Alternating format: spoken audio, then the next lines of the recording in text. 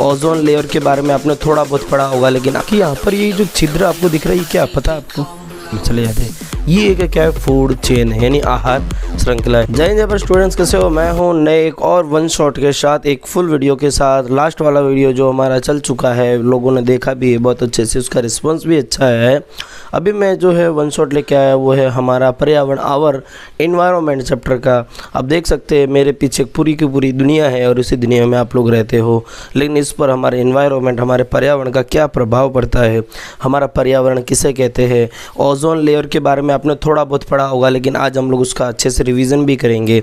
आपने थोड़ा बहुत कचरे के प्रबंधन के बारे में भी पढ़ा होगा कि कचरा कैसा होता है, किस टाइप का होता है, किस ढंग के कचरे होते हैं, किस कचरे को ज़मीन में डालेंगे तो क्या होगा, किस कचरे को ज़मीन में डालेंगे तो क्या होगा, और कचरा कितने टाइम के बाद वो डिग्रेड हो जाएगा, यानी कचरा वहाँ से नष्ट हो जाएगा। ठीक है, तो कचरे के प्रकार भी हम लोग जानेंगे। जैसे कि यहाँ पे आप लोग देख सकते हैं एक अर्थ है और अर्थ के आजू बाजू एक लेयर बनी आपको दिखाई दे रही है और सूर्य की कुछ किरणें आ रही है। तो ये जो किरणें होती है हमारे लिए बहुत हानिकारक होती है। उनमें से कुछ किरणें जैसे कि पराबैंगनी किरणें, और वो किरणें क्या कर सकती है, हमारे शरीर की चमड़ी को नष्ट कर सकती है, यहाँ की हमें मोतियाबिंद भी हो सकता है उसकी वजह से।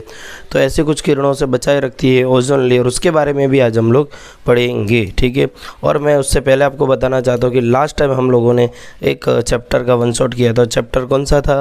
वो ये वाला था, प्रकाश का परावर्तन और अपवर्तन। इस चैप्टर का वन शॉट वीडियो आ चुका है, बहुत अच्छा है, 2 घंटे 12 मिनट समथिंग का है। पूरे चैप्टर के अंदर उसके सभी की सभी क्वेश्चन आ चुके हैं, सभी थ्योरी आ चुकी है, ऑलमोस्ट सब क्वेश्चन उसके आ जाते हैं।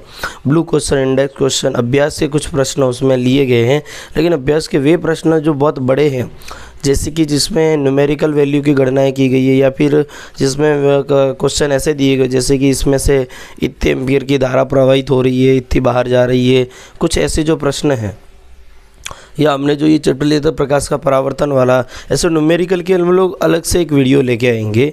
3 से 4 चैप्टर ही ऐसे जिसमें न्यूमेरिकल ज़्यादा है। न्यूमेरिकल समझते जैसे गणित वाले प्रश्न होते हैं ना, सूत्र लगाकर, वैसे प्रश्न। ठीक है, जैसे कि प्रतिरोध दिया होता है, प्रतिरोध की गणना करनी होती है, और यहाँ पर परावर्तन अपवर्तन में कोई चीज़ इतनी दूर रखिए, वहाँ पे रखिए, उसका प्रतिबिंब कैसा बनेगा, कितनी दूरी पर बनेगा, वो अपेक्षिक साइज हम लोग बताए थे सब चीज़ें। ठीक है, लेकिन उसके अंदर वो एग्जैक्टली कितना मीटर दूर बनेगा उसके फॉर्मूले हैं। ठीक है, दर्पण का सूत्र, लेंस का सूत्र, उसका प्रयोग करके जो सवाल होते हैं वो वाले सवाल भी हम लोग करेंगे।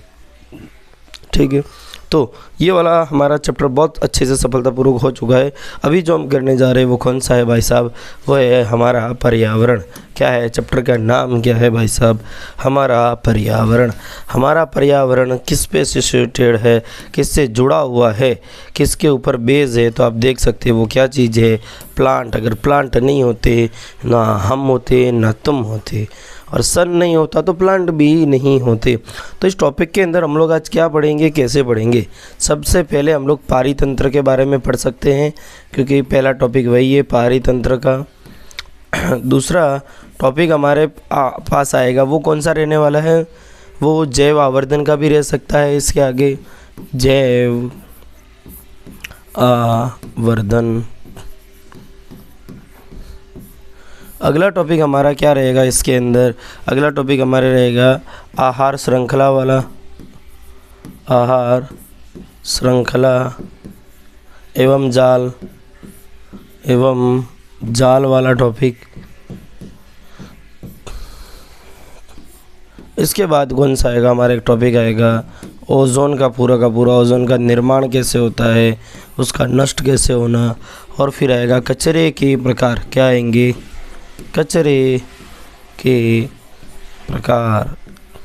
ये सब चीज़ें हमारी इस चैप्टर के अंदर, टॉपिकों के अंदर है। अब लोग सर सबसे पहले क्या पढ़ेंगे? क्या हम सबसे पहले ये वाली पढ़ेंगे? बिल्कुल नहीं, सबसे पहले हम ये वाला पढ़ लेंगे, कचरे के प्रकार, फिर ओजोन के बारे में पढ़ लेंगे, फिर बाकी सब चीज़ें हम लोग पढ़ लेंगे। क्यों?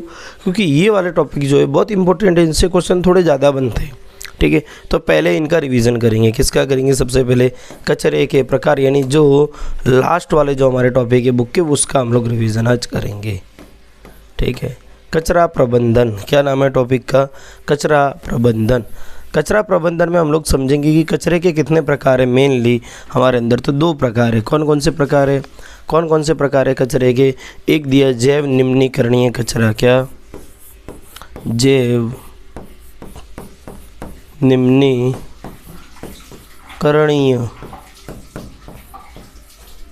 दूसरा दिया अजैव। क्या? अजैव निम्नीकरणीय।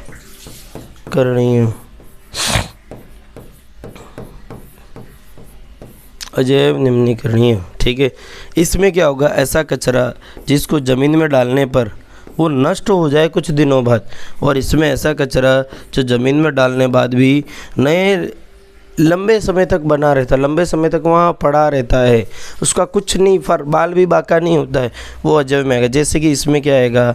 केले का छिलका ले सकते हैं, केले का छिलका, फिर और क्या? और पौधे की कोई भी चीज़ें, पत्ते हैं, ठीक है। और क्या हो सकता है? और फ्रूट के छिलके ले सकते हैं, कोई भी ऐसी चीज़ें जो ज़मीन में डालने के बाद, या कागज़ भी इसी में आता है। कागज़ जो होता है ना आपका, वो पेड़ों से ही बनता है, उसको ज़मीन में डालने के बाद क्या होगा? वो नष्ट हो जाएगा, उसी में घुल मिल जाएगा। किसकी वजह से होता है ऐसा? कौन करता है इसमें? तो कवक करते हैं। जैव निम्नीकरणीय काम कौन करता है? कवक होते हैं, कुछ बैक्टीरिया होते हैं। ये कवक और बैक्टीरिया क्या करते हैं? इनका विघटन कर देते, केले के छिलके का, पत्ते का, कागज़ का, ठीक है। इनका क्या कर लेते हैं? विघटन। अब इनका विघटन तो ये कर लेंगे, लेकिन क्या अजैव निम्नीकरणीय कचरे का विघटन कर पाएंगे? ये नहीं कर पाएंगे। जैसे कि प्लास्टिक, कांच की चीज़ें, कांच है, ऐसी कुछ चीज़ें, जैसे कि लोहा भी ले लेते हैं कुछ लंबे समय तक, अगर लोहा भी ज़मीन में रखेंगे तो ये सब क्या है? ऐसा कचरा क्या होगा? वो अजैव निम्नीकरणीय होगा, क्योंकि इस पर सजीव कोई प्रभाव नहीं डालेंगे। जैसे प्लास्टिक है, आप ज़मीन में गाड़ो, 10 साल बाद देखो तो हो सकता है आपको वहीं पर वो पड़ा मिले, हो सकता है क्या वहीं पर मिलेगा ही मिलेगा। 10 साल में उसका कुछ नहीं होता, वो 95% वैसा ही बना रहता है। लेकिन इधर हम केले के छिलके की बात करें, पत्ते की बात करें, कागज़ की बात करें, इनको आप ज़मीन में गाड़ो, ठीक है, तो आप 5 साल की तो जाने दो, आप 2 महीने बाद देखो तो वहाँ से केले का छिलका गायब हो चुका होता है। तो ऐसे कचरे को क्या कहेंगे? जैव निम्नीकरणीय। और ये क्या कहलाता? अजैव निम्नीकरणीय। बस यही था कचरे के प्रकार के अंदर, ठीक है। फिर हम लोग समझेंगे ओजोन के बारे में। क्या स्टूडेंट्स? ओजोन। ओजोन क्या है? ओजोन हमारी जो अर्थ है उसके आसपास है, एक लेयर बनी होती है स्ट्रेटोस्फीयर में, एक लेयर होती है, एक परत होती है। ये परत क्या करती है भाई साहब? ये परत क्या काम करती है और बनती किससे है वो भी समझेंगे। ये ओजोन क्या होती है पहले उसके बारे में थोड़ा सा जानते हैं। ओजोन का अणुसूत्र होता है O3। क्या होता है? O3। क्या होता है स्टूडेंट्स? ठीक है, ओजोन का अणुसूत्र होता है O3। भाई ये आई कहाँ से? ये ओजोन का अणुसूत्र है। क्या है? ओजोन।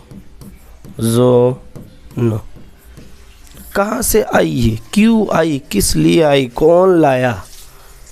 क्या इसके यूज़ है? अगर नहीं होगी तो क्या होगा?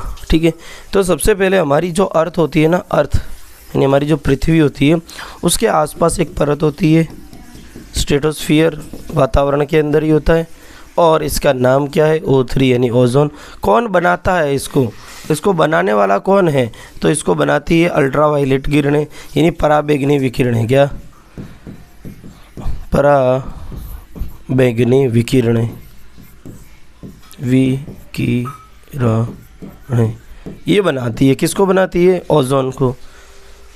बनाने में योगदान कौन करती है? पराबैंगनी किरणें। ये कौन सी किरणें हैं? सूर्य की जो किरणें होती है, जो हमारा सूरज दादा है, उसके अंदर बहुत सारे प्रकार की अलग अलग प्रकार की किरणें होती है। उसमें से कुछ अल्ट्रावायलेट होती है, अलग अलग प्रकार की होती है, दृश्य प्रकाश की किरणें होती है, अलग अलग बहुत प्रकार की होती है। लेकिन उनमें से एक किरण का नाम होता है अल्ट्रावायलेट। क्या होता है? अल्ट्रावायलेट यानी पराबैंगनी विकिरणें जो होती है वो क्या करती है? वो ओजोन का निर्माण करती है। समझ में आई बात? तो ओजोन का निर्माण इसकी वजह से हो जाता है। किसकी वजह से? पराबैंगनी विकिरणों की वजह से ही होता है, बराबर। लेकिन बचाती किससे? फ़ायदा किससे? इसी से ही बचाती है हम लोगों को। तो इस अर्थ के ऊपर जो इंसान रहता है उसको नुकसान होता है, किससे होता है? पराबैंगनी किरणों से, क्या? अल्ट्रावायलेट से। तो ये ओजोन बीच में आ जाएगी। बोले भैया हम नहीं जाने देंगे तेरे को, क्या O3 क्या होगा? बीच में आ जाएगी। अब सोचो, एक ओजोन जो गैस है ना, वो भी किसी की सगी नहीं रही, अपने की सगी। वो लोग बोलते हैं ना, जिसी ने जिस थाली में खाया उसी में छेद किया। ऐसा काम कौन करता है? ओजोन। कैसे किया? जिस थाली में खाया, मतलब अल्ट्रावायलेट किरणों की वजह से ही बनी, और अल्ट्रावायलेट किरणों को ही रोक रही है। कहाँ पे आने से? पृथ्वी पर आने से। समझ में आई बात? क्यों हमारे लिए हानिकारक है? क्योंकि अल्ट्रावायलेट किरणें जब त्वचा पर पड़ती है, उसकी त्वचा की कोशिकाओं पर असर डालती है। कोशिकाओं तो ठीक है, उसके अंदर का जो DNA है उसको भी हल्का सा चेंज कर सकती है। उसकी वजह से क्या होगा? त्वचा की बीमारियां होएगी, त्वचा का कैंसर भी हो सकता है। इसकी वजह से हानिकारक प्रभाव क्या है इसके? हानिकारक क्यों हैं? यह हानिकारक क्यों हैं? क्योंकि ये हमारे लिए त्वचा का कैंसर ला सकती है। क्या? त्वचा का कैंसर इसकी वजह से हो सकता है। और क्या हो सकता है? और इसकी वजह से क्या हो सकता है? एक और चीज़ भी हो सकती है। वो क्या? मोतियाबिंद। अब देख लेना, गामड़िया एरिया में जो बुढ़े लोग होते हैं उनको मोतियाबिंद की समस्या ज़्यादा है। मोतियाबिंद यानी जानते हो, आँख का जो एक हमारा लेंस होता है, क्रिस्टलीय लेंस, उसको हल्का सा उसका दूधिया हो जाना। तो उसकी वजह से उन्हें हर चीज़ें दूधिया एकदम वाइट दिखाई देती है, और दिखाई भी नहीं देती एक समय के बाद।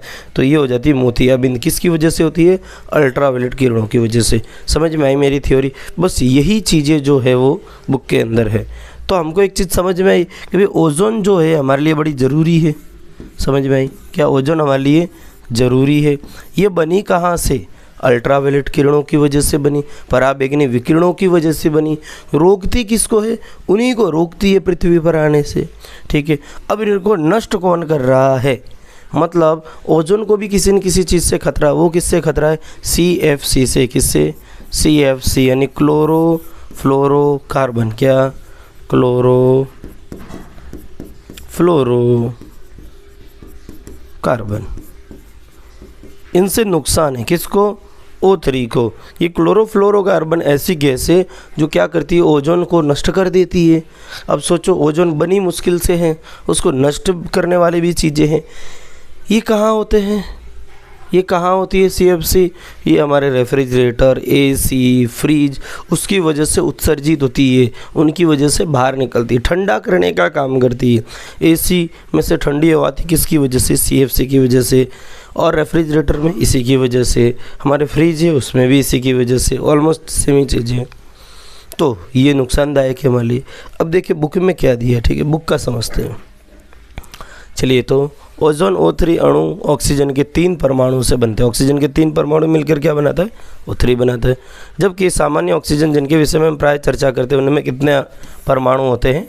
2 परमाणु। तो नॉर्मली ऑक्सीजन O2 फॉर्म में होता है, लेकिन ओजोन क्या है? O3 फॉर्म में होता है। ठीक है, अगली बात, जहाँ ऑक्सीजन सभी प्रकार के वायवीय जीव के लिए आवश्यक है, वही ओजोन एक घातक विष भी है।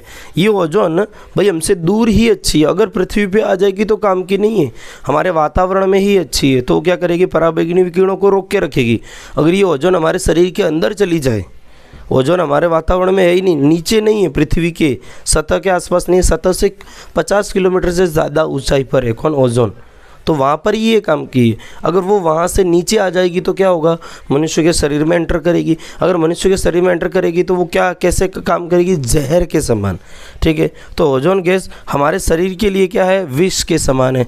परंतु वायुमंडल के ऊपरी स्तर में ओजोन एक आवश्यक प्रक्रिया संपादित करती है, एक जरूरी काम करती है ऊपर। ठीक है, यह सूर्य से आने वाले पराबैंगनी विकिरण से पृथ्वी को सुरक्षा प्रदान करती है। सूर्य से कौन सी विकिरणें? अल्ट्रावायलेट यानी पराबैंगनी विकिरणों से सुरक्षा प्रदान करती है। यह पराबैंगनी विकिरण जीवों के लिए अत्यंत हानिकारक है। उदाहरणतः यह गैस मानव में त्वचा का कैंसर उत्पन्न करती है। तो यह पराबैंगनी विकिरण हमारे लिए बहुत हानिकारक है। वो काम क्या करती है? जैसे कि त्वचा का कैंसर। बुक का पैराग्राफ है, समझ में आ गया होगा। ठीक है, आगे बढ़ते हैं। वायुमंडल के उच्च स्तर पर पराबैंगनी विकिरण के प्रभाव से ऑक्सीजन अणुओं से ओजोन बनती है। अब बोलो ओजोन का निर्माण, यहाँ पे क्या समझा रहे?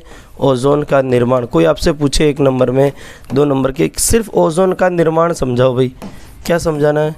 सिर्फ ओजोन का निर्माण समझाओ। तो हम लोग ये बता सकते हैं, क्या बता सकते हैं कि भाई साहब वायुमंडल में ऊपरी स्तर में जो O2 अणु है, क्या है, O2 अणु है, उस पर परावैंगनिक किरणें गिरती है और एक ऑक्सीजन अलग अलग बनता है। O2 अणु है, एक ये हमारी गैस है जो हम श्वसन में लेते हैं, और उन्हीं में से एक O इधर आ गया और दूसरे O2 के साथ जुड़कर क्या बनाएगा, O3 बनाएगा, यानी ओजोन यहाँ पर बनेगा। समझ में आ रही बात है? क्या होगा, एक जो O2 है इस पर अल्ट्रावायलेट काम करेगी और 2 O बनाएगी, एक O और दूसरा O, इनमें से एक O यहाँ पे ले लिया और अन्य O2 के साथ जुड़कर ये क्या बनाएगा, O3। तो ऐसे बनेगा। और किसकी वजह से बन रहा है, पराबैंगनी विकिरणों की वजह से। उच्च ऊर्जा वाले पराबैंगनी विकिरण ऑक्सीजन अणुओं को O2 को विघटित कर स्वतंत्र ऑक्सीजन परमाणु बनाते हैं। ये अणु हैं, ये क्या है, परमाणु है। अणु किसे कहते हैं, और ये क्या है, परमाणु। ऑक्सीजन का क्या, परमाणु बनता है। परमाणु अकेला होता है, अणु 2 या 2 से ज़्यादा परमाणुओं से बना होता है।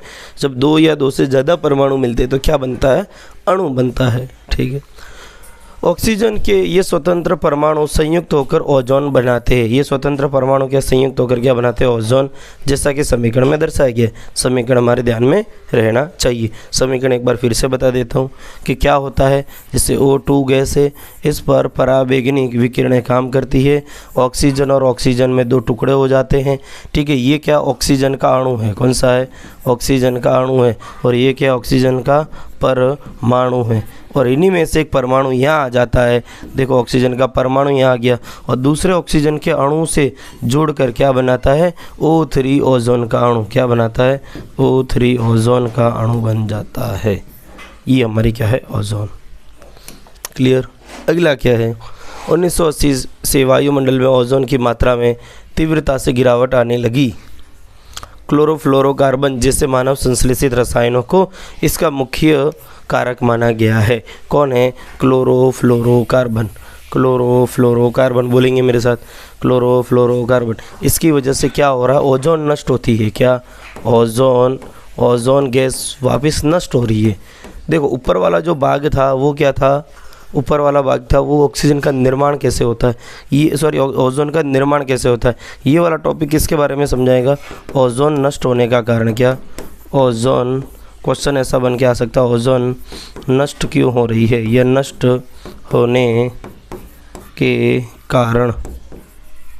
ठीक है भाई, ये बन जाएगा हमारा क्वेश्चन इसके लिए। इसका मुख्य कारक क्या माना गया है, CFC। साथ में ये कहाँ से मिलता है, यानी CFC का लोग यूज़ कहाँ करते हैं, रेफ्रिजरेटर यानी शीतलन में, अग्निशमन के लिए करता है, आग बुझाने के लिए भी किया जाता है कई बार। 1987 में क्या हुआ, संयुक्त राष्ट्र पर्यावरण कार्यक्रम UNEP में सर्वानुमति बनी कि CFC के उत्पादन को 1986 के स्तर पर ही सीमित रखा जाए। मतलब CFC का जो प्रोडक्शन ज़्यादा हो रहा था उसको रोक दिया जाएगा। CFC की जगह कोई दूसरा ऐसा प्रोडक्ट ले आएंगे जिसकी वजह से हमारा फ्रिज, AC ये सब चीज़ें काम करें। लेकिन अभी भी कई जगह पे CFC का यूज़ होता है। अब यह अनिवार्य है कि दुनिया भर की सभी विनिर्माण कंपनियां CFC रहित रेफ्रिजरेटर बनाए। तो जो कंपनियां वो कैसे बनाए, CFC रहित रेफ्रिजरेटर बनाए। बोले ऐसा रेफ्रिजरेटर बनाओ जिसमें CFC का यूज़ ना हो, क्योंकि ये क्या है, ओजोन को नष्ट करती है। समझ में आ गया होगा। फटाफट एक बार फिर से समझा दे तो क्या होता है। ठीक है, क्या होता है, तो भाई साहब O2 के ऊपर गिरती है अल्ट्रावायलेट विकिरणें, जिसकी वजह से क्या बनता है, एक O और दूसरा O बनता है। दोनों ऑक्सीजन परमाणु, और एक O2 के साथ क्या ऑक्सीजन जुड़कर क्या बनाएगा, O3 बनाएगा। ये क्या हमारा ओजोन। लेकिन ओजोन के ऊपर जब हमारी CFC गिर जाती है, क्या CFC अगर उसके ऊपर आ जाता है तो ये फिर से टूट जाता है O+O2 में, जैसा था पहले के जैसा का जैसा, और ये फिर से हमारा ओजोन नष्ट हो गया। किसकी वजह से, CFC की वजह से। तो ये हमारा टॉपिक था ओजोन वाला। क्या था, ओजोन वाला। स्टूडेंट दोनों के दोनों टॉपिक अच्छे थे, कचरे प्रबंधन वाला और ओजोन वाला।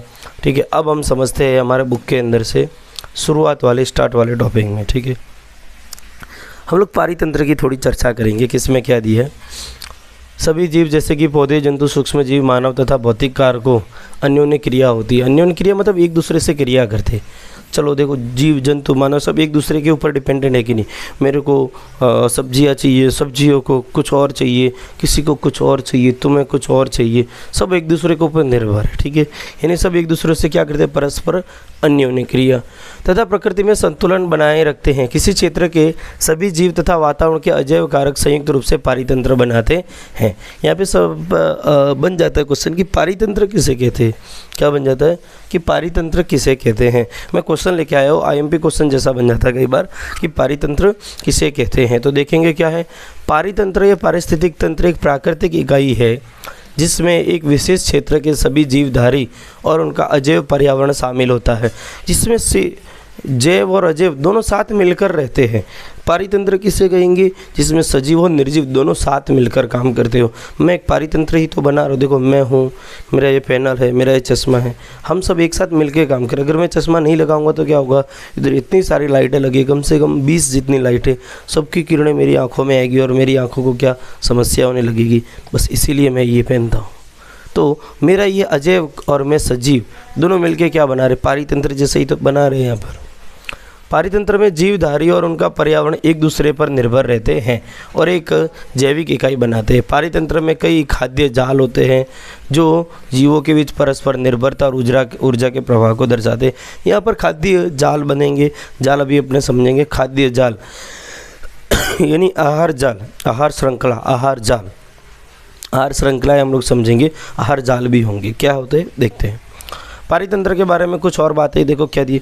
पारितंत्र में सभी जीवों में जैव घटक और अजैव घटक होते हैं। भाई सही बात है, सजीव और निर्जीव दोनों होते हैं। भौतिक कारक जैसे कि तापमान, वर्षा, वायु, मिट्टी, खनिज, ये सब क्या अजैव घटक होते हैं। अजैव घटक किसे कहेंगे, तापमान, वर्षा, वायु, मृदा और खनिज, ठीक है। ये क्या है, अजैविक घटक होते हैं। प्रकाश संश्लेषण के जरिए ऊर्जा प्रणाली में ऊर्जा प्रवेश करती है और पौधों के ऊतकों में जमा हो जाती है। तो हमें ऊर्जा मिलती कहाँ से, हमारा मेन सोर्स क्या है एनर्जी का।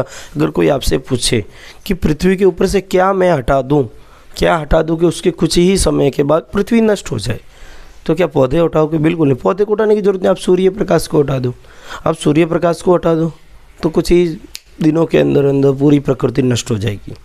क्योंकि सूर्य प्रकाश हटा देंगे तो क्या हो जाएगा भाई, पौधे अपना खाना नहीं बना पाएंगे।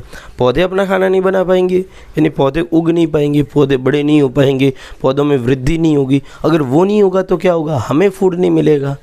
जैसे मैं शाकाहारी हूँ, अभी आप में से कोई उठ के आएगा, सर मैं तो मांसाहारी हूँ, मेरे को तो पौधे खाने की ज़रूरत ही नहीं है, मैं तो मछली खा के जिंदा रहूँगा, मैं तो मुर्गा खा लूँगा। ठीक है बेटा, तू मुर्गा खाएगा, लेकिन मुर्गा भी तो घास ही खाता है, वो भी कुछ ऐसी चीज़ खाता है जो पौधों से मिलती है। तो पौधे नष्ट होंगे तो मुर्गे भी तो नष्ट होंगे ना, तो तू भी नष्ट हो जाएगा बेटा, ठीक है। पौधों और जानवरों के बीच पदार्थ और ऊर्जा का संचलन होता रहता है, मतलब एनर्जी ट्रांसफ़र होती रहती है, ठीक है। मृत कार्बनिक पदार्थों को तोड़कर अपघटक कार्बन को वायुमंडल में छोड़ते हैं। अपमार्जक प्राकृतिक सफाई एजेंट होते हैं। जैव निम्नकणीय पदार्थों को सरल पदार्थों में तोड़ते हैं, ये अपमार्जक कहलाते हैं। अपमार्जक कौन है, हमारे कवक। क्या है, कवक और बैक्टीरिया। क्या, कवक और बैक्टीरिया, ठीक है। ये थोड़ी सी बातें थी हमारे पारितंत्र के बारे में जो आपको ज्ञात होनी चाहिए, ठीक है। अब इसमें फिर से वही वाली बात है कि जैव और अजैव घटक कौन कौन से, सभी जीवों के जैव और अजैव घटक होते हैं। देखो भौतिक कारक जैसे कि तापमान, वर्षा, वायु, मृदा, खनिज इत्यादि कैसे घटक है, अजैव। कैसे घटक है, अजैव, मतलब निर्जीव घटक है और हमारे लिए ज़रूरी भी है, ठीक है। और हम उदाहरण के लिए अगर हम बगीचे में जाए तो हमको विभिन्न पौधे मिलेंगे, घास मिलेगी, वृक्ष मिलेंगे, गुलाब मिलेगा, चमेली मिलेगी, सूर्यमुखी जैसे फूल वाले सजावटी पौधे, मेंढक मिलेंगे, कीड़े मिलेंगे, पक्षी भी मिलेंगे, जैसे जंतु दिखाई देंगे। यह सजीव परस्पर अन्योन्य क्रिया करते हैं। अन्योन्य क्रिया करते मतलब देखो भाई, मेंढक है, कीट है, इनको खाने के लिए क्या चाहिए, कुछ तो चाहिए। कीड़े क्या करेंगे, तुम्हारे पौधों को खाएंगे, गुलाब, वृक्ष, चमेली, सूर्यमुखी के पुष्पों को हल्का हल्का खाएंगे, उनके पत्तियों को खाएंगे, कीड़े जिंदा रहेंगे। कीड़ों को हमारा मेंढक भाई साहब ऐसा करके खा जाएगा, ऐसा मस्त जीभ से लपक के अंदर ले लेगा। इनकी वृद्धि एवं जनन अन्य क्रियाकलाप पारितंत्र के अजैव घटकों द्वारा प्रभावित होते हैं। इनकी वृद्धि और सभी क्रियाकलाप, वृद्धि, जनन, सब पारितंत्र के अजैव घटकों द्वारा प्रभावित होता है। मान लीजिए अजैव घटक जैसे किसी दिन तापमान ज़्यादा है तो क्या हमारी वृद्धि हो पाएगी, नहीं होगी। हो सकता है हमारे कुछ एंजाइम नष्ट हो जाए, कुछ एंजाइम जो है वो नष्ट हो जाए, तो क्या होगा, हम हमारी वृद्धि नहीं कर पाएंगे। ठीक है, जैसे मान लीजिए तापमान बढ़ जाएगा तो मेंढक तो बेचारे वृद्धि नहीं करेंगे, वो तो ज़मीन में चले जाएंगे। वो कहाँ जाएंगे, ज़मीन के गड्ढों में जाके ऐसे मस्त ऐसे बैठ जाएंगे साधु बन के। जानते हो ना मेंढक, एकदम बरसात में आप देखना मेंढक बहुत सारे बाहर आ जाए, ट्र ट्र, जैसे एक दो बरसात हुई नहीं कि ट्र ट्र ट्र, आप सोचते साले एक ही दिन में 4 घंटे के अंदर इतने सारे मेंढक कहाँ से जन्म ले लिए। जन्म नहीं लेते, वो एस्टिवेशन और हाइबरनेशन में चले जाते हैं, यानी सुसुप्ता अवस्था में। वो ज़मीन में जाकर योग साधना करते हैं 8 महीने तक, ऐसे ओम ऐसे योग साधना करते हैं। ठीक है, समझ में? मेंढक, पावर ऑफ मेंढक। अतः एक बगीचा एक पारितंत्र है। हमारा बगीचा क्या हो जाएगा, एक पारितंत्र कहलाएगा। पारितंत्र जिसमें जैव और अजैव घटक सब होते हैं। पारितंत्र की परिभाषा हमने देखी, ये रही कि भाई पारितंत्र किसे कहेंगे, जिसमें सजीव और निर्जीव साथ मिलकर कार्य करते हैं एक दूसरे के लिए, तो वो पारितंत्र कहलाते हैं। अब इधर कुछ चीज़ें आ रही है कि भाई यहाँ पर कुछ आएगा, उपभोक्ता एक चीज़ आ रही है, फिर आ रही है शाकाहारी आ रहे, मांसाहारी आ रहे हैं, सर्वाहारी आ रहे हैं, परजीवी में बटा गया है। क्या इनमें प्रत्येक प्रकार के वर्ग के उदाहरण बता सकते हैं? और यहाँ पर आगे और भी चीज़ें दी है कि जटिल कार्बनिक पदार्थों को सरल अकार्बनिक पदार्थों में बदल देते हैं। कौन? सूक्ष्म जीव, जीवाणु और कवक जैसे। और ये सूक्ष्म जीव अपमार्जक कहलाते हैं। मतलब ये लोग क्या बता रहे हैं यहाँ पर, ये लोग यहाँ पर क्या बता रहे हैं, अपने उत्पादकों पर निर्भर है। सब किस पे, प्रत्यक्ष या परोक्ष रूप से देखेंगे भाई कि सबसे पहले क्या आता है हमारा, उत्पादक क्या आते हैं, उत्पादक। अब उत्पादक किसे कहेंगे भाई, आप सोचो, उत्पादक कौन कहलाएगा? तो उत्पादक हमारे क्या कहलाएंगे, पौधे। क्या? पौधे। फिर उत्पादक के बाद इसको कौन खाएगा, उत्पादकों को? तो शाकाहारी खाएंगे। क्या खाएंगे? शाकाहारी खाएंगे। ठीक है, शाकाहारी तो खाते हैं। क्या शेर घास खाता है? बिल्कुल नहीं। शाकाहारियों को कौन खाता है? मिश्राहारी या मांसाहारी कह सकते हैं, मिश्राहारी भी हो सकता है इसमें। ठीक है, और इसको कौन खाएगा? ठीक है, जैसे उदाहरण भी देवे तो ये हमारा कोई पौधा है। ठीक है, और इसमें शाकाहारी को खाने वाला क्या है? हिरण। हिरण नहीं, कोई और ले लेते। किसको लेवे शाकाहारी? चलिए मान लीजिए मुर्गा। ठीक है, मुर्गा। मुर्गे को कौन खाएगा? कौन खाएगा? इंसान। इंसान। मिश्राहारी मुर्गा भी खाता है, सब कुछ खाता है। और मिश्राहारी को कौन खाएगा? मांसाहारी। और मान लीजिए ये इंसान कहीं चला गया, कहीं जंगल में भटक गया, तो इसको फिर कौन खाएगा? हमारा भेड़िया खा जाएगा। क्या? भेड़िया। मांसाहारी के बाद आते शीर्ष मांसाहारी। क्या आते हैं? शीर्ष मांसाहारी। क्या? शीर्ष मांसाहारी। शीर्ष मांसाहारी मतलब शेर बाघ जैसे। कौन? सिंह, बाघ, क्योंकि इनको मांस के सिवा और कुछ चाहिए ही नहीं। ठीक है, दूसरी कोई चीज़ें नहीं चलेगी, प्योर मांस चाहिए इन लोगों को। ठीक है, तो कुछ ऐसा एनर्जी का फॉर्म रहता है। फिर जब ये लोग मर जाएंगे, ये लोग जब मर जाएंगे, ये ज़मीन में चले जाएंगे, तो इनको कौन खाएगा? तो ये जब मर जाते, सड़ जाते, गल जाते, तो इनको खाने आते अपमार्जक। कौन आते हैं? अपमार्जक। अपमार्जक। क्या? अपमार्जक। अपमार्जक कौन है? कवक और बैक्टीरिया। कौन है? एग्जाम्पल याद रखेंगे, कवक और बैक्टीरिया। क्या? कवक और बैक्टीरिया। ये आएंगे, क्या करेंगे? इन लोगों को खाएंगे। जब ये मर जाएंगे तो फिर क्या होगा, इनके शरीर का कार्बन है या कार्बनिक पदार्थों को अकार्बनिक में बदल देंगे। कार्बनिक पदार्थों को अकार्बनिक में बदल देंगे। किस में? अकार्बनिक में। और ये अकार्बनिक पदार्थ कौन होंगे? जैसे कि सल्फ़र है, फास्फोरस है, कैल्शियम है, सोडियम है, ये सब अकार्बनिक पदार्थ है। कार्बनिक पदार्थ कौन कौन से होते हैं? जैसे कि C6H12O6, ये सब चीज़ें कार्बनिक है। इनको अकार्बनिक में बदलेंगे तब क्या बनेगा? ये इन सब चीज़ों को यूज़ फिर कौन कर लेगा? उत्पादक कर लेगा। बस ऐसा हमारा चक्कर चलता रहता है। ठीक है, अगला क्या? आहार श्रृंखला और आहार जाल। आहार श्रृंखला और आहार जाल समझना बड़ा इम्पोर्टेंट हो जाता है।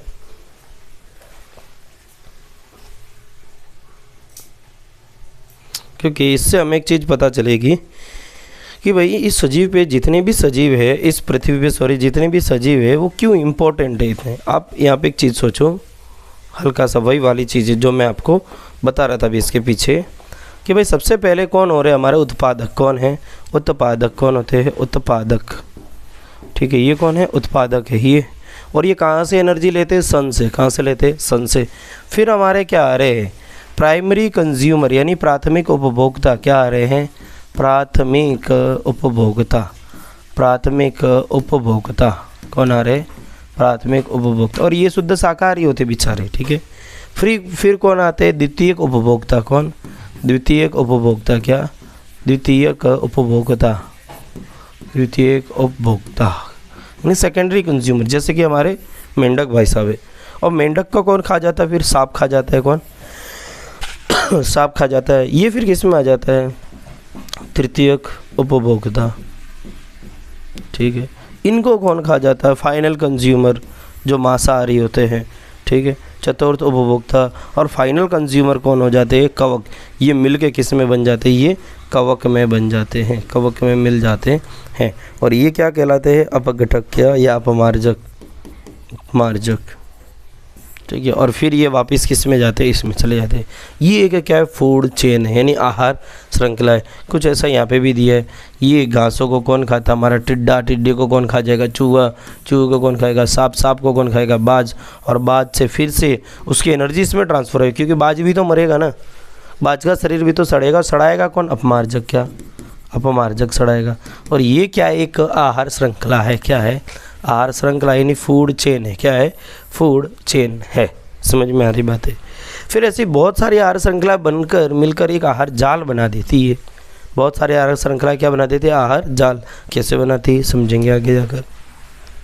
ये देख लो, ये क्या है? ये भी आहार श्रृंखला ही तो है। देखो, इससे एनर्जी इसमें जाती है, हिरण में, हिरण से शेर में। इधर देखो, ये हमारे वृक्ष है, इसमें से एनर्जी किस में जाती है? टिड्डों में। टिड्डे से कहाँ जाती है भाई साहब?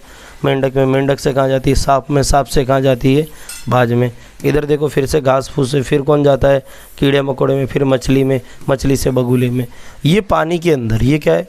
पानी का पारितंत्र, पारितंत्र। पानी के अंदर यही सब चीज़ें तो होती है। पानी की वनस्पति है, उसको कोई कीड़े मकोड़े खा जाते हैं पानी वाले, फिर उसको मछलियाँ खाती, मछलियों को बगुले खा जाते हैं, ठीक है। ये जंगल वाला, देखो जंगल में पेड़ पौधे होते हैं, उनको हिरन खाती है, हिरन को शेर खाते हैं।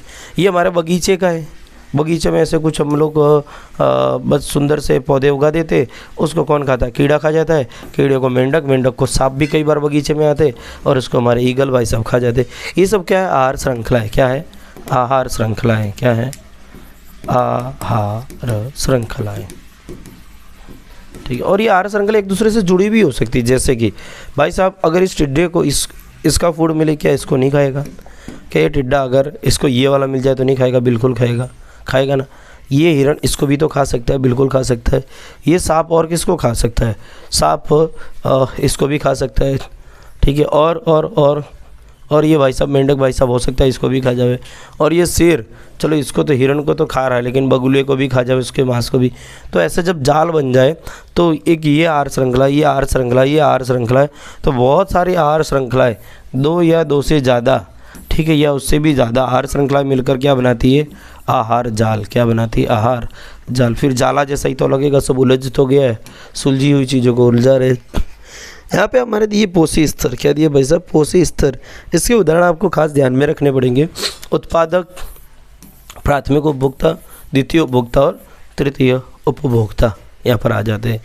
प्राथमिक उपभोक्ता कौन है? द्वितीय उपभोक्ता कौन है? तृतीय कौन है? जैसे उत्पादक में कौन है? हमारी वनस्पतियाँ, वनस्पतियाँ। द्वितीयक में कौन आएंगे? शाकाहारी, शाकाहारी, ठीक है। सॉरी, प्राथमिक उपभोक्ता। द्वितीय में कौन आएंगे? सर्वाहारी कह सकते हैं हम लोग। क्या? सर्वाहारी यानी मांस भी खाते हो, भी सब खाते हो। और इसमें कौन आ जाएंगे? शीर्ष मांसाहारी, मांसाहारी इसमें आ जाएंगे, ठीक है, ठीक है। उत्पादक, प्राथमिक उपभोक्ता, द्वितीय उपभोक्ता, तृतीय उपभोक्ता। अच्छा, इसको हम लोग प्राथमिक पोषी स्तर कह सकते हैं, इसको द्वितीय पोषी स्तर कह सकते हैं, ये तृतीय पोषी स्तर, ये क्या हो जाएगा? चतुर्थ पोषी स्तर। पोषी स्तर के अनुसार रहेगा ये प्राथमिक पोषी स्तर, ऐसा लिख सकते हैं। और ये कैसा हो जाएगा? द्वितीय पोषी स्तर।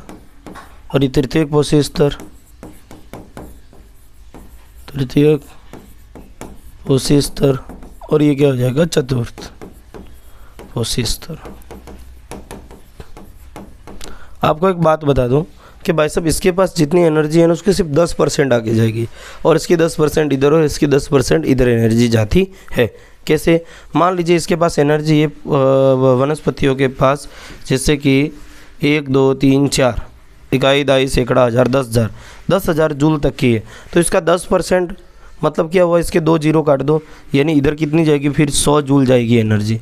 इसकी 10% कितनी जाएगी 10 जूल, ठीक है। इसकी 10% मतलब कितनी हुई 1 जूल, यानी हर किसी की 10% सिर्फ ट्रांसफ़र होती है। 90% जो एनर्जी है वो यूज़ की जाती है या लॉस्ट हो जाती है, लॉस हो जाती है, ठीक है। सिर्फ 10% एनर्जी एक पोषी स्तर से दूसरे पोषी स्तर में जाती है, ये हम खास ध्यान रखेंगे। यहाँ क्या दिया भाई, यहाँ क्या दिया, आहार श्रृंखलाओं, अनेक आहार श्रृंखलाएँ क्या बनाती है जाल। जैसे इसको क्या खा जाते हैं, ये खा जाते हैं, इनको ये खा जाते हैं, इनको ये खा जाते हैं। इधर आप देखिएगा इनको कौन खा रहा है, ये भी खा रहा है, ये आगे जा रहे हैं, इसको हमारा मेंढक खा रहा है, मेंढक को सांप खा रहा है, इसको टिड्डे खा रहे हैं, टिड्डे को ये खा रही है कौन, चिड़िया खा रही है, और चिड़िया को कौन खा रहा है, सांप खा रहा है। अगर मान लीजिए सांप एक ही चीज़ पर निर्भर होवे और कहीं से मेंढक एकदम से विलुप्त हो जाए तो सांप तो मर जाएगा। सांप को मेंढक कब मिलेगा, बरसात के मौसम में, सर्दियों के मौसम में क्या करेगा, मेंढक कुछ और खाएगा ना, तो उसके लिए जाल बनाएगा। फिर इधर इसको कौन खाएगा, चूहा, और चूहे को फिर कौन खा रहा है, सांप खा रहा है, सांप इसको भी खा रहा है। फिर चूहे को और कौन खा रहा है, ये देखो यहाँ पर हमारे उल्लू भाई साहब, और फिर चूहे को कौन खा रहा है, ये भाई साहब भी खा रहे हैं। फिर इसको कौन खा रहा है, खरगोश खा रहा है, खरगोश को कौन खा रहा है, ये खा रहा है, और इसको कौन खा रहा है, फिर शेर खाता है, शेर इसको भी खा जाता है, इसको भी खा जाता है। और किसको किसको शेर खा रहा है, देखो ये हमारे घास फूस है, इसको ये बकरी खा जाती है, इसको ये देखो ये अलग ढंग के भेड़िया है, इसको ये वाला खा जाता है, इसको ये खा जाता है। मतलब ये सब बहुत सारी क्या लिखे, अनेक आहार श्रृंखलाओं से बना आहार जाल। क्या बनेगा, आहार जाल। निचले पोषी स्तर पर जीवों की संख्या अधिक होती है, तो उत्पादक स्तर पर संख्या सर्वाधिक होती है। आप देखना पेड़ पौधे बहुत ज़्यादा मिलेंगे आपको संख्या में, मांसाहारी बहुत, ये शेर बाघ चीते मांसाहार करने वाले बहुत कम मिलेंगे। पौधों की प्रजातियाँ बहुत सारी है, लाखों की संख्या में, लेकिन मांसाहारियों की प्रजाति बहुत कम होती है। क्यों कम होती है, क्योंकि वो सर्वाइव ही नहीं कर पाते, उन्हें हमेशा हर चीज़ थोड़ी मिलेगी, ठीक है। कीड़े मकोड़े हमें ज़्यादा मिलते हैं। आपको बताओ सबसे ज़्यादा क्या है, सबसे ज़्यादा क्या है पृथ्वी पर, ऐसे कीड़े मकोड़े। सबसे ज़्यादा किसी की संख्या तो कीड़ों मकोड़ों की है सबसे ज़्यादा। ऑर्थोपोडा संघ इसमें आ जाता है, बहुत सारे पृथ्वी पर सबसे नंबर 1 पे किसी की प्रजातियों की, इनकी ऑर्थोपोडा कीड़ों मकोड़ों की है, ठीक है। कीड़े मकोड़े आप जिन्हें कहते हो, इनकी संख्या सर्वाधिक है। क्यों, क्योंकि इन्हें ये सब चीज़ें मिल जाती है इजीली। क्या मिल जाते हैं, पौधे इजीली मिल जाते हैं, इसके लिए उनको फूड मिल जाता है। इनकी संख्या ज़्यादा ही होने वाली है, ठीक है। इनकी संख्या रेयरेस्ट होती है। क्यों, क्योंकि इनको हमेशा खाना नहीं मिलेगा ना, क्योंकि शेर घास नहीं खाएगा कभी, शेर का एटीट्यूड है, भले मर जाएगा अपन झुकेगा नहीं साला, तो झुकता नहीं है शेर हमारा। विभिन्न आहार श्रृंखलाओं की लंबाई और जटिलता में काफ़ी अंतर होता है। आमतौर पर प्रत्येक जीव 2 अथवा अधिक प्रकार के जीवों द्वारा खाया जाता है, ठीक है। प्रत्येक जीव 2 या अधिक जीवों द्वारा खाया जाता है। जैसे कि ये है, सांप पे तो 2 द्वारा खाया जाता है, ईगल भी खा सकता है सांप को और मोर भी खा जाता है, ठीक है। मोर दिखता कितना सुंदर है, कितना अच्छा एकदम पक्षी दिखता है, मस्त, लेकिन सांप का एकदम कट्टर दुश्मन होता है, सांप को खा जाता है। जो स्वयं अनेक प्रकार के जीवों का आहार बनते हैं, ठीक है। ऐसी हमारी क्या है भाई साहब, फूड चेन से बनी हुई फूड नेट यानी आहार जाल है। ये क्या है, एक पारितंत्र में ऊर्जा के प्रवाह कारक चित्र। सूर्य प्रकाश से ऊर्जा कहाँ जाती है, उत्पादक से शाकाहारी, शाकाहारी से मांसाहारी, मांसाहारी से कहाँ जाती है, शीर्ष मांसाहारियों की ओर ऊर्जाएं जाती है। कभी कभार क्या होता है, एग्जाम में खाली ये चित्र दिया होता है और एक का नाम दिया होता है, इसकी खाली जगह भरो, इसको भरो और इसको भर दो, ABC करके दे देते, ABC बताओ इनकी खाली जगह भर दो, ऐसा भी करके दे दिया जाता है, जो NCERT का चित्र है। अब कुछ इंडेक्स क्वेश्चन है। पोषी स्तर क्या है, एक आहार श्रृंखला उदाहरण दीजिए, इनमें विभिन्न पोषी स्तर बताइए। पोषी स्तर क्या, पोषण का स्तर है, प्राथमिक पोषी स्तर, द्वितीय पोषी स्तर, तृतीय पोषी स्तर, और आहार श्रृंखला का उदाहरण देना है, एक आहार श्रृंखला का उदाहरण देना है। जैसे कि मैं दे दूंगा इधर वृक्ष, ठीक है। वृक्ष को कौन खाता है, कीड़े, टिड्डा, ठीक है। क्या दूंगा, टिड्डा, ठीक है। इसको कौन खा जाता है भाई, टिड्डे को, मेंढक, ठीक है। मेंढक को कौन खा जाएगा, मेंढक को कौन खाएगा, सांप को खिला देवे, चलो कीड़े को सांप कर देते हैं। और सांप को कौन खाता है हमारे भैया, मोर, ठीक है। मोर को कौन खा जाएगा, और कोई मांसाहारी,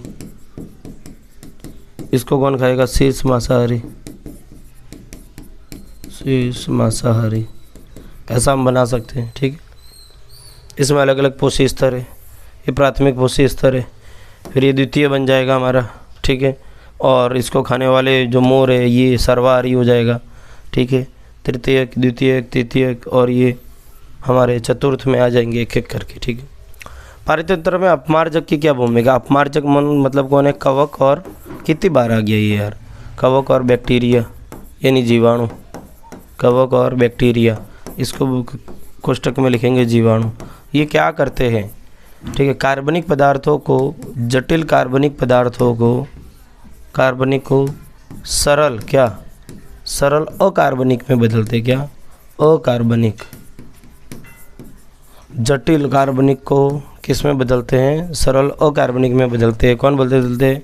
कवक और बैक्टीरिया। ठीक है, चलिए भाई आगे बढ़ते हैं। यहाँ पर क्या दिया है? अब एक क्वेश्चन आ रहा है, जैव आवर्धन किसे कहते हैं? ठीक है, जैव आवर्धन। आपको मैं एक चीज़ बता दूँ, एक जो चीज़ होती है पानी में होती है DDT, क्या होती है? DDT करके एक चीज़ आती है, उसका हल्का सा चित्र मैं आपको दिखाऊँ, बायो मैग्नीफिकेशन बोलते हैं उसको। ये कितनी पार्ट्स पर बिलियन में होती है? पार्ट्स पर बिलियन में मतलब बहुत कम मात्रा में होती है, 0.003 पार्ट्स पर बिलियन, यानी 1 बिलियन का 1 पार्ट है। बिलियन मतलब किसे कहेंगे आप बताओ? बिलियन मतलब कितना हो गया? 100 लाख। कितना? 100 लाख में कितने?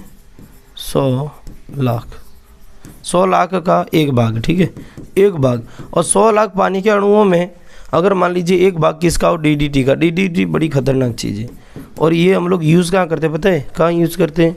खरपतवार के रूप में, खेत में डाल देते हैं। डालेंगे ऐसा सोचेंगे खरपतवार नष्ट हो जाएगा, लेकिन ये कहाँ आगे ट्रांसफ़र होती है? तो कुछ ऐसे चीज़ें होती हैं जिसके जो पानी को पीते खाते उसके अंदर ट्रांसफ़र हो जाती है DDT। फिर वहाँ कितनी हो जाती है? 0.04 पार्ट्स पर मिलियन जितनी, यानी ये 10 लाख का 1 भाग, यानी 10 लाख के किसी भाग में हो जाती है। ठीक है, फिर आगे जाएंगे तो ये तो उसका भी आधे से कम हो गया। ठीक है, नहीं धीरे धीरे क्या होगा भाई साहब? बढ़ता जाएगा, बढ़ता जाएगा। इसकी मात्रा क्या हो रही है? सजीवों में बढ़ती जा रही है। इसको ये खाएगा तो 0.04 पार्ट्स पर मिलियन, इससे और कम मतलब अधिक हो रही है। देखो इधर कम से क्या हो रही है? अधिक, 0.5 पार्ट्स पर मिलियन। फिर इधर क्या होगी? 2 पार्ट्स पर मिलियन। लार्ज फिश में और ज़्यादा इसकी मात्रा क्या हो जा रही है? बढ़ती जा रही है। फिर इधर आएगी तो 25 पार्ट्स पर मिलियन। इसको कोई खाएगा सजीव, इसमें कितना आ जाएगा? DDT 25 पार्ट्स पर मिलियन। उधर कितना था? 0.01 पार्ट्स पर बिलियन। पार्ट्स पर बिलियन मतलब 100 लाख का ये इतना भाग खाली। ठीक है, फिर ये धीरे धीरे करके जैसे सजीवे एक दूसरे को खाते, तो होता क्या है? जैसा हमारा बाज है, बाज के अंदर ये मात्रा कितनी पहुंच जा रही है? देखो 25 संख्या कितने की? 10 लाख में। कितनी? 10 लाख में 25 जितनी संख्या में पहुंच जाती है। तो ये क्या हो रही है? धीरे धीरे इसका मैग्नीफिकेशन संख्या बढ़ती जा रही है एक सजीव के लिए। फिर हम लोग इसको खाएंगे, या बाज को अगर कोई खा जाता है उसमें DDT ज़्यादा मात्रा में आ जाती है, तो ये क्या हानिकारक हो जाती है लोगों के लिए।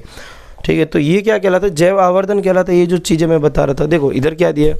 जैव आवर्धन या बायो मैग्नीफिकेशन का मतलब है खाद्य श्रृंखला में दूषित पदार्थों का जहरीले रसायनों की मात्रा में बढ़ोतरी होना। जहरीले रसायन बढ़ोतरी हो रही है, जैसे एक ऊर्जा स्तर से दूसरे में, दूसरे से तीसरे में, तीसरे से चौथे, हर कोई किसी न किसी को खा रहा है, तो ये जहरीले पदार्थ बढ़ते जा रहे हैं। उसके लिए जहरीला पदार्थ नाम मात्र था, किसी और के लिए जहरीला पदार्थ इतना बढ़ गया, और ऊपर वाली फूड चेन के लिए इतना सारा बढ़ गया, ऊपर वाले के लिए और ज़्यादा बढ़ता जाता है। ठीक है, तो यही क्या कहलाता है? बायो मैग्नीफिकेशन यानी जैव आवर्धन।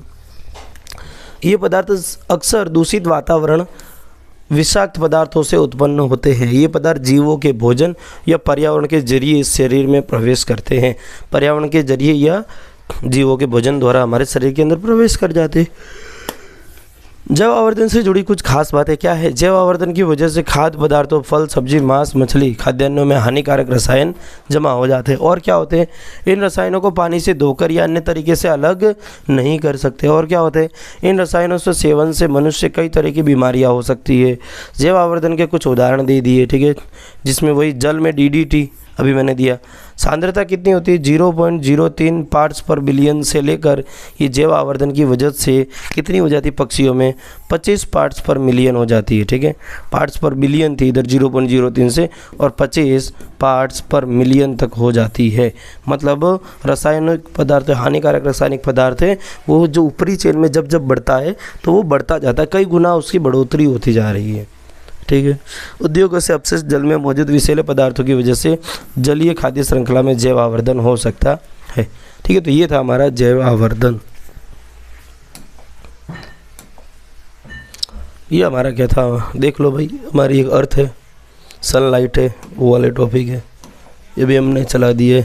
ये एक चीज़ मैंने यहाँ पर चित्र लाया, आप यहाँ पे देखो कि यहाँ पर ये जो छिद्र आपको दिख रहा है ये क्या पता है आपको क्या बोलते हैं? और ये चित्र कब का है? 2 अक्टूबर 2015 का। क्या है ये? ओजोन छिद्र है, ओजोन छिद्र।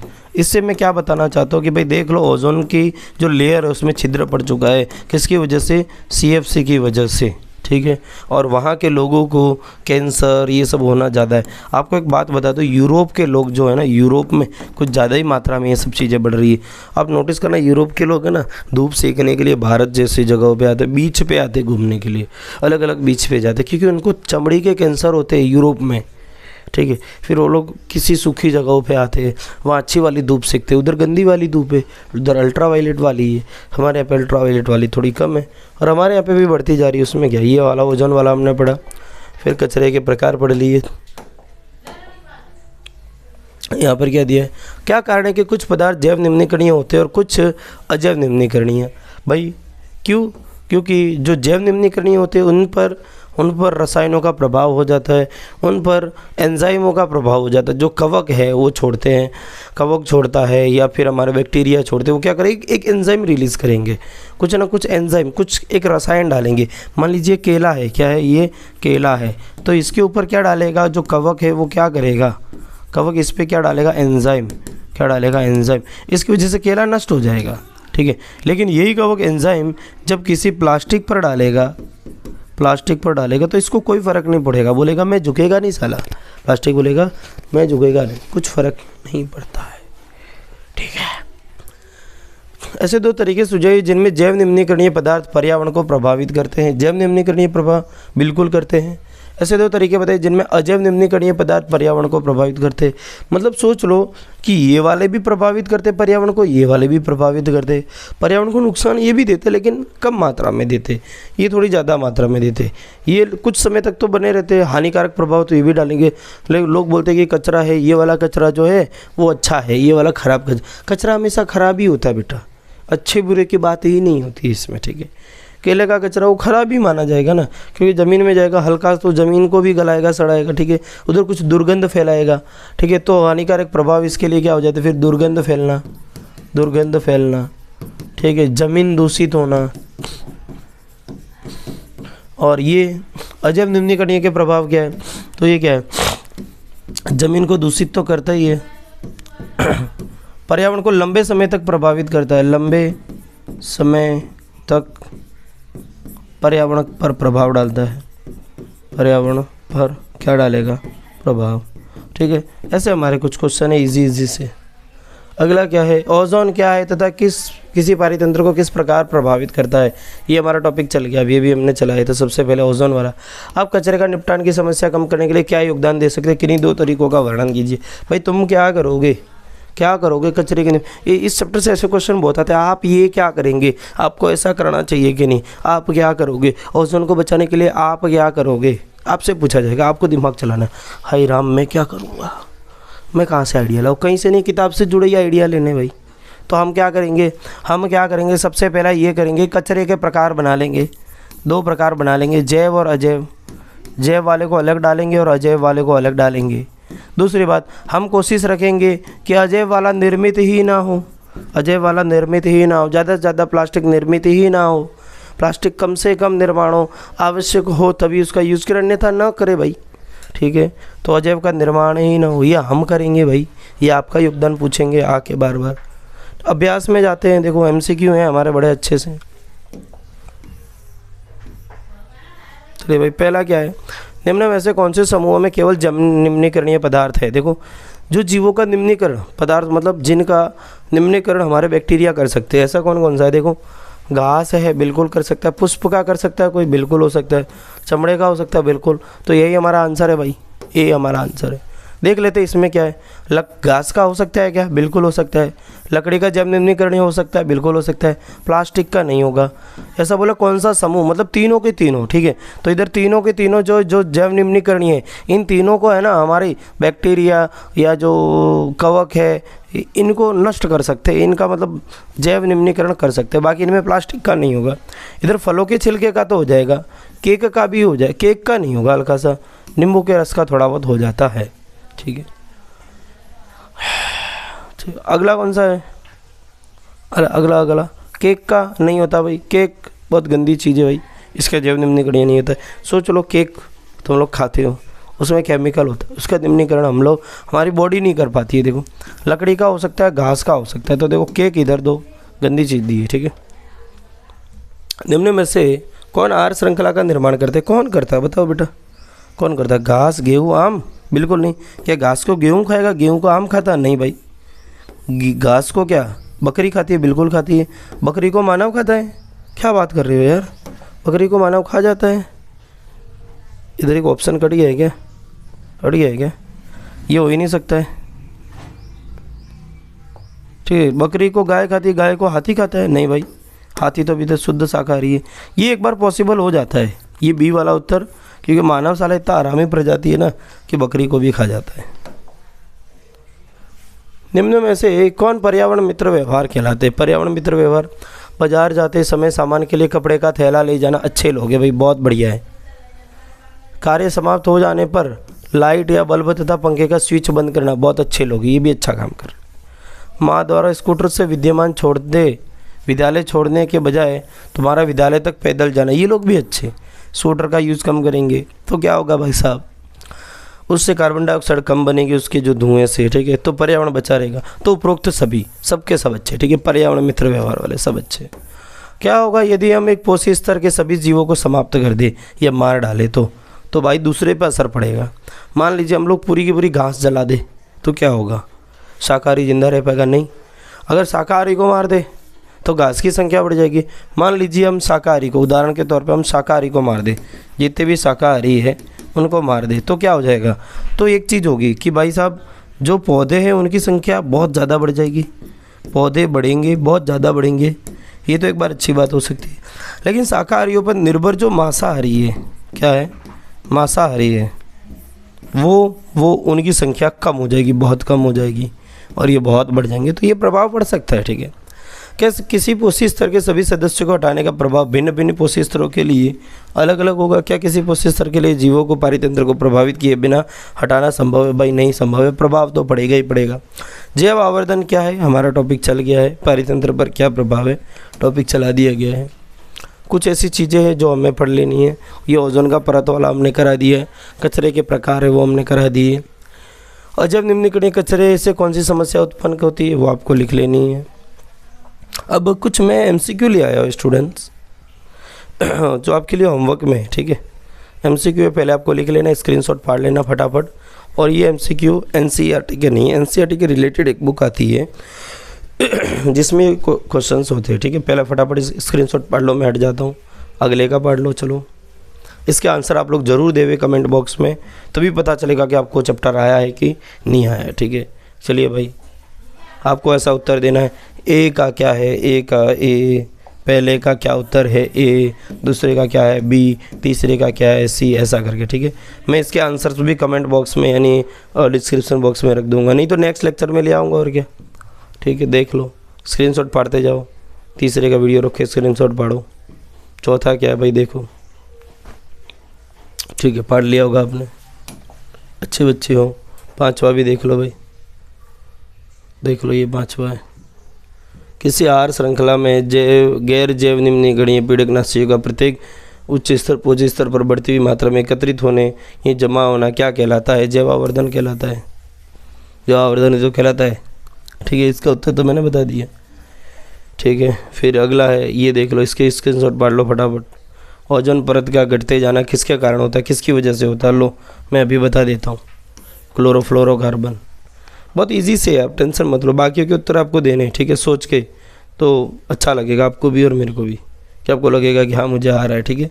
चलिए भाई, इसका भी आप आंसर देंगे कमेंट बॉक्स में, ठीक है, इसके आंसर भी आपको देने। सोचो भाई, सोचो, दिमाग पे जोर डालो थोड़ा, ठीक है, इसका सोचो, इसका सोचो, ठीक है। 10वें का मैं बता देता हूँ, अनेक दिशाओं में हो सकता है, ऊर्जा का वहन अनेक दिशाओं में हो सकता है, ठीक है। इसमें क्या, जब मानव अल्ट्रावायलेट किरणों से अत्यधिक प्रभावित होता है तब क्या हो सकता है, ठीक है। तो क्या उत्तर हो सकता है? A B C D. ए में क्या, पहले दूसरे हो सकते हैं, दूसरा तीसरा हो सकता है, 2 से ज़्यादा आंसर है, ठीक है। तो यहाँ से आपको टिक कर लेने, बहुत अच्छी बात है। तो भाई इसके बाद ये हमारा चैप्टर कौन सा था, हमने ख़त्म कर दिया है। इसके पहले हमारा प्रकाश परावर्तन अपवर्तन तो आ गया वन शॉट, और ये वाला भी हमारा पर्यावरण है। और एक और वन शॉट वीडियो आ चुका है जिसके नाम आपको डिस्क्रिप्शन बॉक्स में मिल जाएगा। नाम उसका क्या है आपको बताऊँ मैं? मानव नेत्र तथा रंग बिरंगा संसार। मानव नेत्र तथा रंग बिरंगा संसार। आसमान नीला क्यों है, तारे क्यों टिमटिमाते हैं, वो सब चीज़ें आ चुकी है। तो भाई तब तक के लिए जय हिंद, जय भारत। मिलते हैं अगले लेक्चर में।